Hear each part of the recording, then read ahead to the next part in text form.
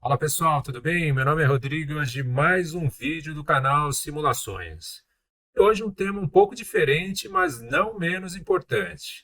O número de ações que você compra todo mês influencia o resultado da carteira? Então a gente testou com uma carteira de 10 empresas e a gente fez diversas simulações aí comprando somente uma ação por mês, duas ações, três ações, assim respectivamente e verificamos qual foi a diferença nos resultados e alguns insights aí que a gente pôde ter com essas simulações. Ficou interessado? Então confere o vídeo. Aquele aviso de sempre, tudo para fins demonstrativos, todos os dados usados são reais, mas rentabilidade passada não é garantia de rentabilidade futura. E se você gostar do conteúdo do nosso canal, se inscreve aqui no YouTube, é isso que apoia nosso trabalho. Vamos lá, pessoal, vamos ajudar a gente a crescer o canal, tá? E aqui também as nossas outras redes sociais, no Instagram e no Twitter. Segue a gente aí, tá bom, pessoal? Então, vamos lá. Diversificação nos aportes. Então, a gente também pode aplicar diversificação nesses aportes periódicos aí, né? Na simulação aqui a gente fez em aportes mensais.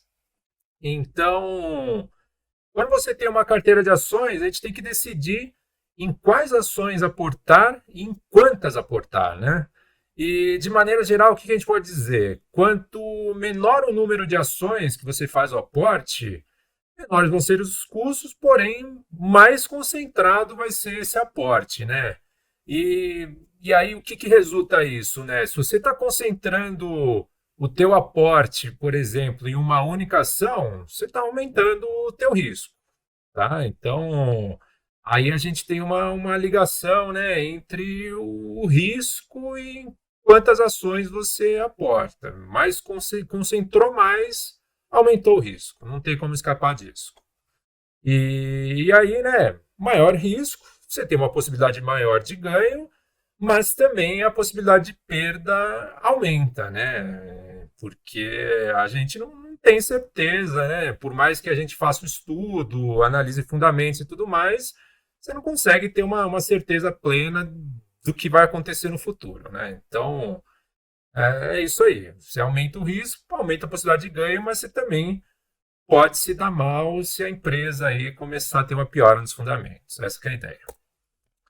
E aí, como que isso daí influencia essa diversificação dos aportes, né? O número de ações que você vai aportar e o sistema de compras que você vai utilizar, né? Então, o número de ações que você vai comprar pode influenciar a eficiência do sistema de compras.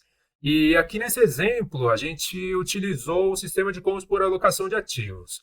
Quem não sabe o que é o sistema de alocação de ativos, clica aí no card, também a gente vai colocar na descrição de um vídeo anterior que a gente fez que explica bem aí o que é alocação de ativos. Mas explicando aí basicamente, você aloca porcentagens para cada uma das ações da sua carteira e você vai sempre aportar na que tiver mais para trás dessa porcentagem alvo. A ideia é essa, tá? Então, basicamente, né, o sistema sempre direciona para comprar os ativos mais para trás da meta, logo, os ativos que mais caíram ou não subiram. Então, quanto maior o número de ações que a gente vai comprar, menos você vai se beneficiar dessas quedas, né? Porque se você tem uma ação aí que caiu, destoou muito do restante da carteira, que caiu muito, se você fizer um aporte, aportar em uma única ação naquele mês, você está concentrando todo o aporte naquela que caiu. Então, se realmente essa queda não estiver ligada com uma perda de geração de valor, isso daí mais para frente vai te trazer um resultado excelente. Só que o que acontece? É aquilo que a gente falou, o futuro é incerto, né? Então, ao mesmo tempo que a gente ah, nos protege, né, quanto à possível piora das empresas pela diversificação, se você utilizar um aporte diversificado também, né? Então, essa aqui é a ideia, né? Você aumenta o número de ações que você aporta, você diminui a eficiência desse sisteminha de compras, mas ao mesmo tempo você aumenta a diversificação e aí, consequentemente, diminui o risco. A ideia é mais ou menos essa. E então, como que esse fator, né, do número de ações a comprar teria influenciado os resultados da carteira? Então tá aí.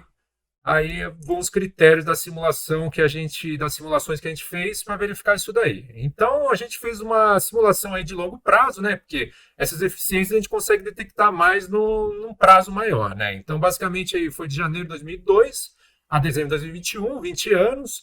A carteira aí tinha 10 empresas, proporções meta iguais, de 10% cada uma. A estratégia de compras, como já falado, foi a alocação de ativos, comprava o que estava mais para trás da meta.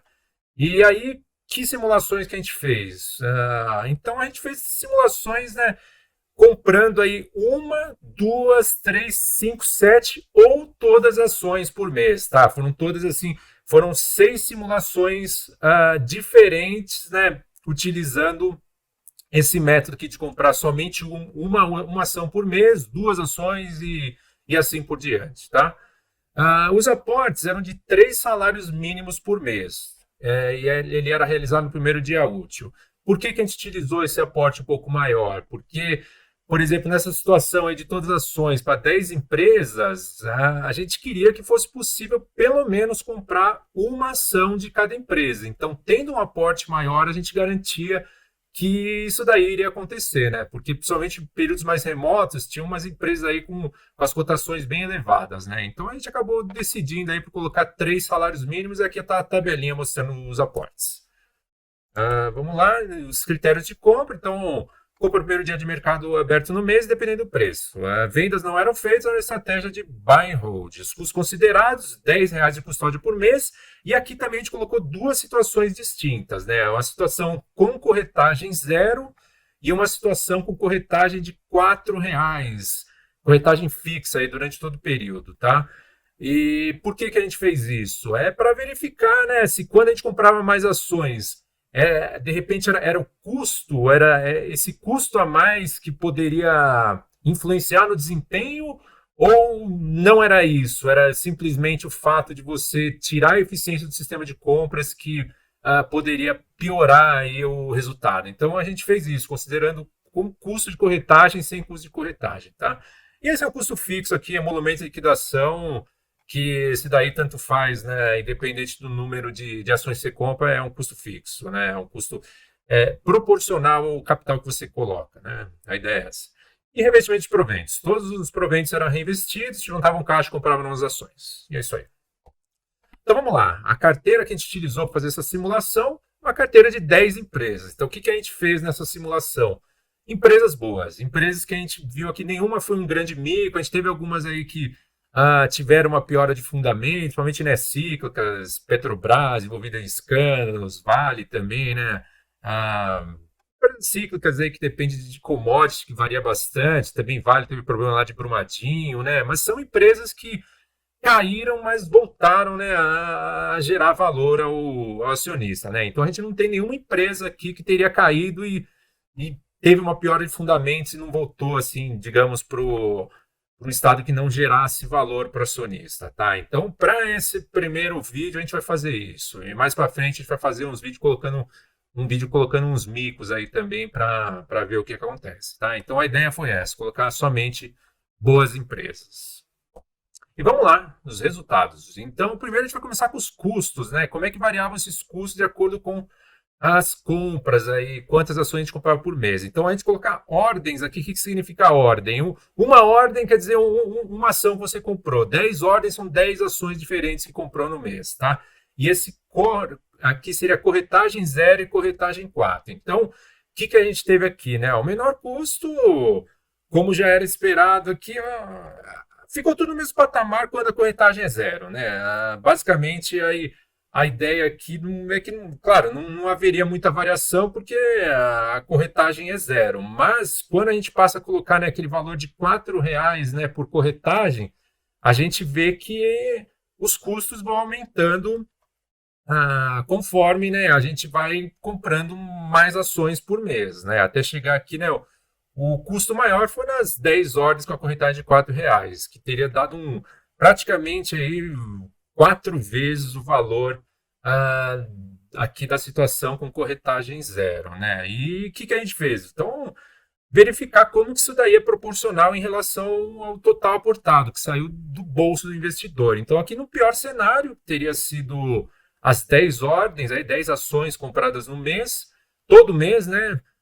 Com essa corretagem de R$ 4, teria resultado em 2,6% aí por cento de custo sobre o que foi aportado.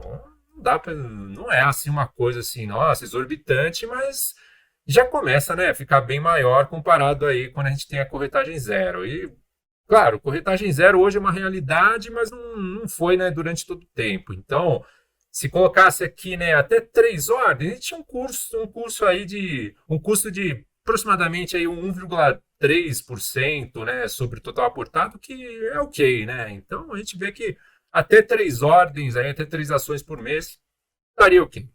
A ideia é mais ou menos essa, né? Então, vamos ver então qual que foi o resultado de patrimônio, como que isso daí influenciou. Então, aqui foi o patrimônio final ah, das simulações. Então, qual que foi a pior simulação? Foi quando a gente comprou 10 ações por mês, considerando a corretagem aqui, né? Então, comparando o aporte de 443.688, teria resultado ao final aí 1.450.000. Agora, e qual que foi a melhor simulação? A melhor simulação, então, teria sido comprando uma ação por mês e com a corretagem de 4. Aí você fala, nossa, que interessante, né? Com corretagem vai o melhor do que a corretagem zero. Só que está muito próximo, né? Aqui deu uma diferença aí de R$ 1.000, alguma coisa assim, que perto de 1.700.000 não é nada, né? Então dá para considerar um empate. Então foi isso daí. Teria, né, essa simulação gerado um retorno aí de mais quase 24%, né? O que é muito expressivo, praticamente um quarto a mais aí do que a pior simulação. E o que a gente pode ver aqui, de acordo, né, com a progressão dos resultados, né? Então a gente vê aqui, ó, uma ordem, corretagem 4, corretagem zero, ficaram, né, aqui no início, depois 2 ordens, 3 ordens, 5 ordens, 7 ordens e 10 ordens. Então teve esse ordenamento aqui. A única surpresa foi justamente, né, a corretagem zero aqui não teria ficado em segundo lugar, mas nas outras, sempre, né, quando você colocou um custo, você teve um resultado um pouquinho pior. Então a gente vê que a gente consegue inferir disso daqui? Que quando você aumenta o número de ações que você aporta, pelo menos nessa carteira boa aqui, você diminui o resultado. Porque você está diversificando mais, você está diminuindo o risco, então tem aquela coisa, né, ligada a risco-retorno. E o que a gente também pode ver aqui? Que o custo não é o fator principal para o teu resultado ter sido pior, né? O que realmente, né, essa ordenação aqui de 1 ordem, 2 ordens, 3 ordens, mostra para a gente que é o sistema de compras aqui que acaba sendo prejudicado e é ele que dá influência no resultado pior, né? Porque você comprando mais ações, você teoricamente não aproveita as quedas. A ideia seria mais ou menos essa, né? Então, aqui, quando você tem uma ordem, você vai aportar tudo no que mais caiu. Então, se aquilo voltar a gerar valor, como você concentrou o teu aporte naquilo que mais caiu, isso daí vai dar uma diferença muito boa, né? E aqui como é que se deu a diferença, né, absoluta, né? Então, entre a pior simulação e a melhor aí com uma ordem, é uma diferença de R$ 340.000, que é uma diferença bem expressiva considerando que é a mesma carteira, né?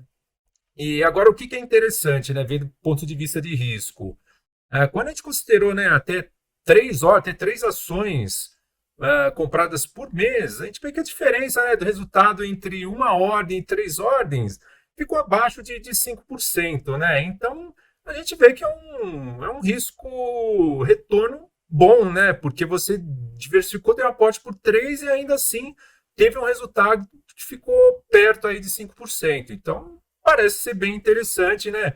Em vez de você arriscar tudo, colocar tudo em uma ação só, né, no aporte, você pode colocar 2, 3 que aparentemente não prejudicou muito, né? E você diminuiu o risco. Essa que é a ideia, né? E agora vamos ver como que se deu a evolução do patrimônio ao longo da simulação. E o que a gente fez aqui para verificar? A gente pegou a melhor simulação e a pior simulação, para que a gente tivesse a ideia, né? Porque aqui a gente teve o maior contraste, né? Então, basicamente, aqui, né, o gráfico de cima ele mostra para a gente como que se deu a evolução do patrimônio entre a melhor, né, comprando uma ação por mês em azul e a pior aí comprando 10 ações aí todo mês em vermelho. A gente colocou também os drawdowns, né, o quanto que teria derretido a carteira aí nos piores momentos. E esse gráfico aqui de baixo, a gente colocou a relação entre o patrimônio dessa de uma ordem, de uma ação, com a 10 ações. Né? Então, basicamente, o que significa aqui? Né? Estando na faixa de 5%, significa que o patrimônio aqui nessa data, quando você comprava uma ação, era 5% maior do que o patrimônio quando você comprava 10 ações. A gente pode ver como que isso daí foi variando ao longo do tempo. Então, aí, que a gente conseguiu ver? Então, seguindo aqui, uh, a gente tem, né, que começa e fica num patamar assim até que relativamente estável, e a gente vê um comportamento aqui bastante interessante. Nos drawdowns, né, que geralmente está associado a alguma crise de mercado, né, a gente vê aqui em 2008, né, a crise de 2008, né, que afetou muito bancos, né, a gente Itaúsa na carteira, tinha Banco do Brasil. Aqui, né, o janeiro de 2016, que a gente teve, né, governo Dilma aí com alguns problemas. Teve aí também, né, empresas de commodity aí sofrendo bastante. Esse período aqui foi bem difícil para a Bolsa Brasileira, né, que a gente teve esse terceiro maior drawdown. E aqui seria a crise da pandemia. Então, o que a gente pode verificar, né? Que a gente tinha, de certa forma, aqui se mantendo até que estável, né? Um período aí que sem crise, a diferença dessas carteiras, aí tinha aquela crise, acontecia qualquer coisa aqui, né? Às vezes a carteira com menos ordens, ela subia a diferença em relação a com mais ordens, aí depois aqui nessa situação se invertia, então meio que quando caía, podia acontecer qualquer coisa, né? Porque às vezes algumas ações caem muito, a carteira inteira cai bastante, ou pode ser que em uma carteira algumas ações caíram mais do que outra, né? Enfim, acontece meio que de tudo. Só que a gente vê que depois das crises, quando a gente tem o mercado aí recuperando, né?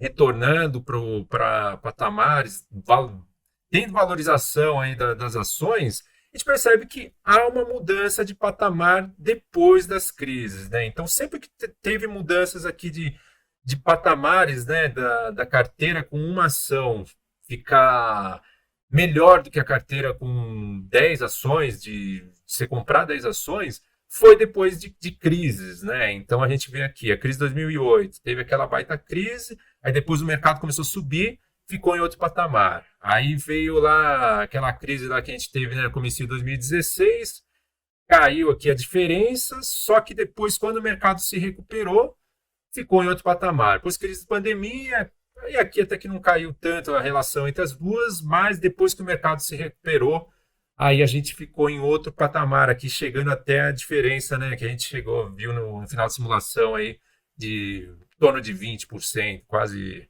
22, 22,5%, né? Então, o que a gente pode destacar aqui de importante? Esses momentos de turbulência do mercado são muito importantes para o investidor, né? Porque quando o mercado bate, as ações caem. E o que é importante aqui? Como a gente pegou uma carteira que a gente sabe que todas as empresas geraram valor, mesmo depois de crises, o investidor que concentrou o aporte nas que mais caíram, depois ele teve uma diferença, isso daí gerou um valor para ele, né? Gerou um retorno maior para ele, né? Quando o mercado voltou a subir. Então, o que é muito importante, a gente consegue fazer o paralelismo com o momento atual. Ah, Quando as ações caem muito, você tem alguma ação que cai muito, você tem que se preocupar em verificar se essa ação vai gerar valor para você. Não é uma coisa assim simples, completamente imediata que você consegue. É através de estudo, através de tempo de mercado, né? Mas é essencial que durante essas quedas, né, quando você realmente for aportar nas que caíram mais, que você aporte em empresas aí que tem uma boa perspectiva de gerar valor, que você consiga visualizar essa geração de valor.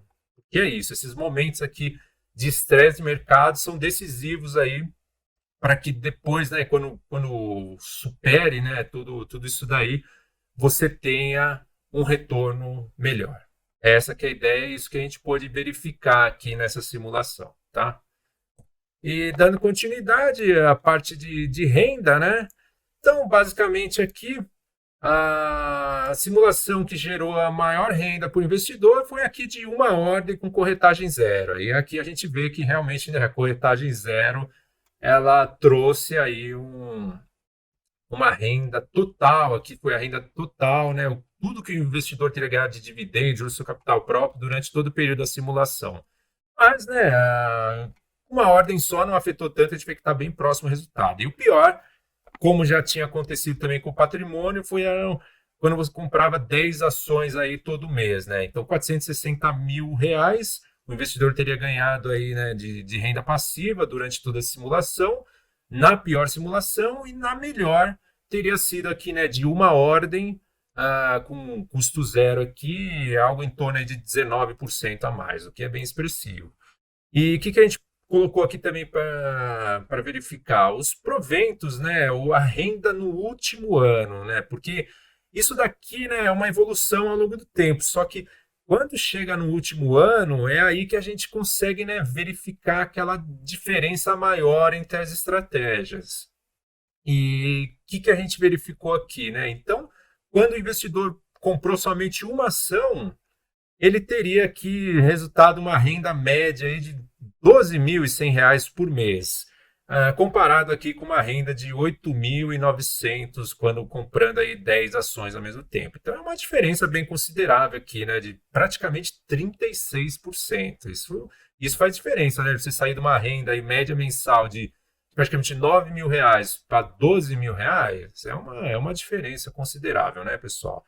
Mas a gente verifica também aqui, né, que com as três ordens não fugiu tanto, né? Então tem aqui uma relação de risco-retorno legal, né? Quando você colocava aí até três ordens, você não perdeu tanto do resultado, ficando aí com uma média de R$ 500 a menos aí por mês, né? Algo em torno disso. Então, eu acho que o custo-benefício parece ser bom, né? Considerando, né, que no futuro você não vai saber ao certo, né, se a empresa realmente vai dar certo, eu acho que vale a pena você dar uma diversificada maior, né? E é isso aí, pessoal. Então, considerações finais. O maior retorno geralmente está associado a maior risco. Não tem como escapar disso. Você quer ganhar mais, você tem que arriscar mais. Essa que é a ideia. E a avaliação de risco é primordial ao investidor e deve vir antes da sua ambição a grandes ganhos, né? Então, tem que tomar cuidado, né? Com essa, não, eu só vejo o que eu vou ganhar, eu quero multiplicar meu patrimônio, só que é aí que realmente você aumenta muito o risco e pode colocar tudo a perder, né? Então, controle de risco é essencial. Em quedas expressivas, momentos de turbulência, o investidor deve aumentar o estudo da empresa e tentar verificar a geração de valor. Então, é aquilo que a gente falou, né? Esses momentos de estresse no mercado, quando você também tem uma empresa que cai muito, são momentos muito bons para que você, no futuro, tenha um resultado melhor da tua carteira. Só que, para isso, você tem que ter estudado bem a empresa e tem que ter colocado as probabilidades a teu favor que aquela empresa vai continuar gerando valor para você. Tá? Então, é a partir de estudo, é experiência, né? Realmente, investimento é algo assim que não é uma ciência totalmente exata, né? E a gente se compromete aqui a verificar o mesmo cenário, adicionando empresas que pioraram, né, os seus fundamentos, para que você consiga ver, né, quando as coisas não foram assim tão bem, né, empresas que caíram, mas tiveram aí uma piora na geração de valor aí para o investidor, tá, para ver o que ia acontecer, né? Então, é basicamente essa a ideia. E se você gostou do vídeo, deixa seu like, se inscreve aqui no canal. E é isso que apoia o nosso trabalho, tá bom, pessoal? Muito obrigado a todos e até a próxima. Valeu!